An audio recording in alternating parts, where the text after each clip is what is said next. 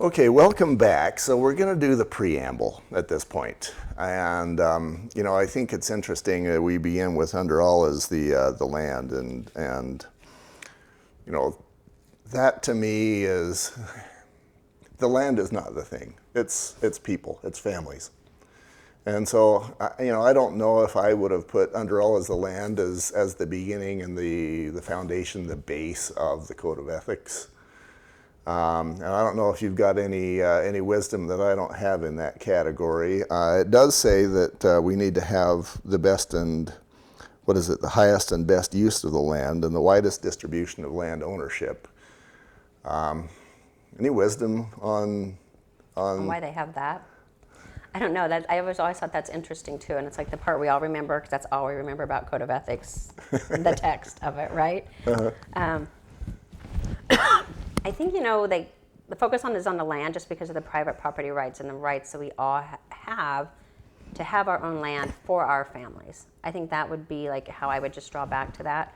But I would agree with you that like code of ethics to me is more specifically about the people, our clients, our customers, the other agents and whatnot. But to draw it all back to why we are doing it is back to the land to protect what we all have a right to in the United States. Here in the second paragraph, it says where the code of ethics and the law conflict. And it does say that the code of ethics is intended to be kind of a higher law than the law. It does say where the code of ethics and the law conflict, then you got to follow the law. Yeah. Okay, you've seen that. Tell a story. We had a similar situation. There was a mother who died, and her sister had been on title. And the older sister was in her 90s in California, had never seen the property, needed to sell it. The family members had been living there, and they were making it impossible to get the home sold. Everything they could do to sabotage it because they were living there free, they wanted to do it. And they, the way things had been written, they had that right, but they weren't paying. And this, I want to say she was 94-year-old woman in California who's, on her deathbed, literally needed to sell this property so she could continue to stay in a nursing home where she was. So there was what was laid out in the will, but just because it's legal, does that make it right? Right. I think that's what, where you could have a conflict. Because there's what's right and what's good. What's legal, but what is morally right? And I think sometimes, that's where you can come up with that conflict. Such interests impose obligation beyond those of ordinary commerce, social responsibility, patriotic duty. We're using some lofty words here. Realtors, therefore, are zealous to maintain and improve the standards of their calling. I love that they use the word calling rather than duty or the job. I do too. Like you said, lofty words, lofty words. Yeah, wouldn't it be nice if we all remembered the lofty words while we were doing business? Yeah, you know what, and that's the thing, and I am glad that they increased the frequency that we have to take code of ethics. I am. So just to note on that part, when I got my license in Arizona, the way the instructor explained it was that you have to take the code of ethics once every 4 years. So you could take it year 1, and then you could take it year 8. You just had to take it in a 4-year cycle. So someone could go 8 years without taking code of ethics. Now, I know code of ethics is not a fun class. It's probably the driest one of all. Oh, except for when we do it, then it's awesome. Exactly.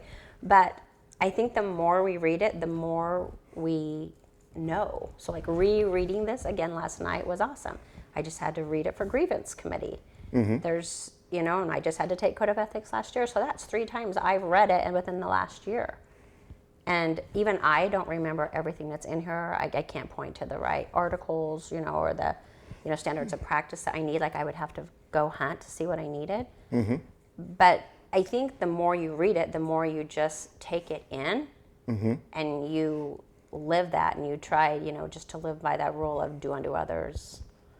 And it actually has that in here. It actually is in here, and that is how we should all be running our businesses. Yeah. Golden rule. And I love the word calling too, because, I had a moment, I don't know, probably 10 years of my life at least, where I was like, what's greatness? And in the early going, I kind of realized that greatness is not whatever job you have. That you can be the president of the United States, you can be a drummer in a band, you can be the custodian at the school, and none of those means that you are great or not great. And so then we go back again to what's greatness, and what's the best sort of thing for fulfilling who you are and making a difference in the world. Kind of came to the decision that it doesn't really matter what job you have, it's how you do it. Yeah. And so greatness in the role of a real estate agent would be to a large extent defined by what's going on in here. But and I'm going back to this word calling, because I can see the agents who are all about their clients. And I think those kind of agents, in a way, realize that what they're doing is a calling as opposed to a source of revenue. Yeah. I would agree with that, because there's a lot of different business models out there. Some people are just transactional based, and it's just moving to the next person. And once they get under contract, they hand that person off. Mm-hmm.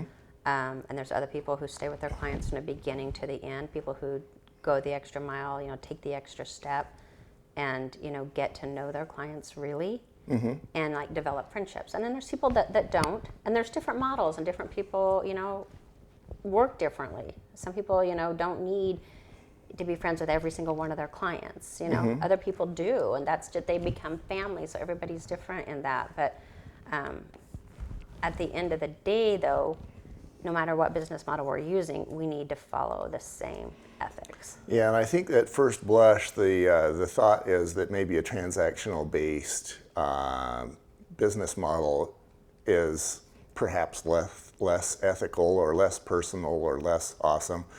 But I think my first thought is to disagree, that even if you've got a specialist in this category who maybe gets the listing, and then a specialist in this category who does X and somebody else who does Y, if you're the leader of that group, you can instill a corporate culture. Yes. That says absolutely everybody gets listened to, respected, appreciated, and served just as well as you can. Absolutely. And and that's why I want to point that out, is because there are so many different models, and they work, and what it was when my son got his license, uh-huh. I would kind of hold my breath, and I would send him out with a buyer, because did he take care of him? Did he do everything I would do? Did he do it? I'm worried. Did you, were you me? Mm-hmm. And then I would ask my clients, hey, how was it working with my son? How was Addy doing? They're like, he did great. We loved him, and on and on. And it took me just a little bit to realize not everybody wants Stephanie. Uh-huh. Not everybody needs Stephanie to hold their hand. Uh-huh. My son has the same ethics. He's very black and white. But not everybody needed the extra commentary from me. It was eye-opening. It was a bit disappointing, but no, I'm kidding. You're the mom. It's your job to provide commentary. Yeah, but it was a great lesson for me, mm-hmm. to just trust the system, trust that my son's going to do the right thing, that he knows to do the right thing, and know that at the end of the day they got the same care that they would have had they been. And I have old man eyes, so I might have to hold it closer. Do not attempt to gain unfair advantage over over their competitors, and refrain from making unsolicited comments. So I found the word unsolicited interesting. So basically, if I'm the buyer and you're the agent and I solicit comments, then you have a little bit more license? I think you should always watch what you have to say, uh-huh. and temper your words, because mm-hmm. One, they can come back to bite you. And two, you don't know the relationship with that person. I mean, it could be a trap. They could be trying to find out, what you feel. But if you do know of something that person has done illegally, mm-hmm. or that has been a violation of the code of ethics, I feel like you can speak to that. And the other word that I find interesting is unfair advantage. So, we all are, I'm including myself, like I was actually an acting realtor, which I'm not. but an unfair advantage. So every realtor is looking for an advantage so they can pick up the listing, or serve maybe their clients a little better or whatever it is. But it shows unfair advantage. Have you heard of somebody?